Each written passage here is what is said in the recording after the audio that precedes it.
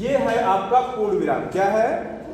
पूर्ण विराम। जब कोई हम अपनी बात कहते कहते रुक जाते हैं, उसके आगे नहीं कहते, वहां पे पूर्ण विराम हो जाता है। उसके बाद ये बच्चों अल्प विराम। क्या है? अल्प विराम देखते हैं आप लोग? ये अल्प विराम है जब हम कोई बात कहते हैं, थोड़ी देर के लिए रुकते हैं, फिर कहने लगते हैं, अल्प विराम होता है। अर्ध विराम है। ये क्या है? इसको देखते हो?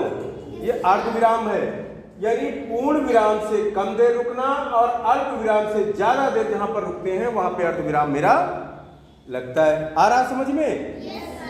उसके बाद ये प्रश्नवाचक चिन्ह है। प्रश्नवाचक चिन्ह में आप लोग जानते हो, जब हम आपसे कोई प्रश्न करें कि आप जाइए, बैठिए जाकर, या आप कहाँ गए थे, कहते हैं आप कहाँ गए थे, क्या पढ़ रहे हो, ये प्रश्नवाचक हो गया। विस्मय सूचक।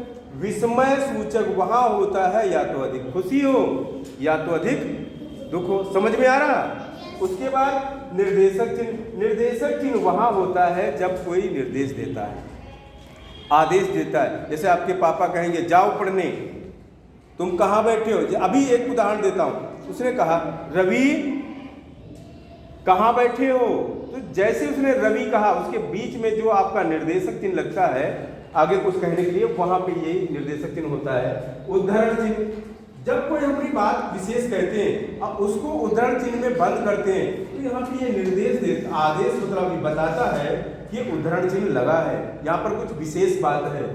ये कोष्ठक होता है। कोष्ठक आप लोग जानते हैं, जिसे आपके टीचर मैथ में ब्रैकेट बोलते हैं। फिर है ये लाघव चिन्ह। लाघव चिन्ह कहाँ लगता है? जैसे डॉक्टर लिखा, आगे बिंदु रख दिया। एडवोकेट या वकील लिखा, आगे बिंदु रख दिया। टीचर लिखा, अध्यापक लिखा, आगे बना दिया, आगे बिंदु रख दिया। ये लाघव चिन्ह। योजक चिन्ह ये बहुत कम होता है, जैसे माता और पिता, माता पिता लिखा, बीच में जो चिन्ह लगता है ये योजक चिन्ह होता है। समझ गए? ओके।